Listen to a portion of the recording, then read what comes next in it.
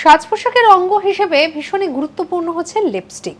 ঠোঁটকে রাঙিয়ে তুলতে এই লিপস্টিকের জুড়ি মেলা ভার। আবার এই লিপস্টিক এখন আমরা জানি কত রকমের হয়। যেমন আমরা স্টিক লিপস্টিক ব্যবহার করি, আমরা লিকুইড লিপস্টিক ব্যবহার করি, আবার গ্লসি রয়েছে, ম্যাটি রয়েছে, এরকম কত ধরনের লিপস্টিক রয়েছে। কিন্তু লিপস্টিক যেটা আমরা বর্তমানে ভাবি যে একেবারে সকালবেলা পরবো আর রাত অবধি থেকে যাবে, মানে স্টে করবে দীর্ঘক্ষণ, শুরুতে কি এরকম ছিল? প্রথম যখন লিপস্টিকের আবিষ্কার হয় প্রথমত, তখন লিপস্টিক একেবারে এরকম ছিল না। তখন সাধারণত ফলের বা বিভিন্ন ফুলের রং থেকে তৈরি করা হতো লিপস্টিক। তো স্বাভাবিকভাবেই সেই লিপস্টিক যে দীর্ঘক্ষণ ধরে স্টে করবে তেমনটা তো নয়, কারণ বর্তমান যুগের মতো একেবারেই ছিল না সেই সময়কার লিপস্টিক।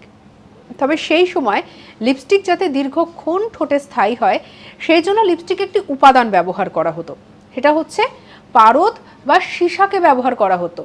কিন্তু অদ্ভুত বিষয় হচ্ছে এটা ভীষণই ক্ষতিকারক যে কোনো স্কিনের জন্য, আর এই কারণে বিভিন্ন রোগও হতো। তাই পরবর্তীকালে সীসা বা পারদের ব্যবহারকে ব্যান করা হয়। সঙ্গে রাখুন আজ তাক বাংলাকে, সাবস্ক্রাইব করে নিন।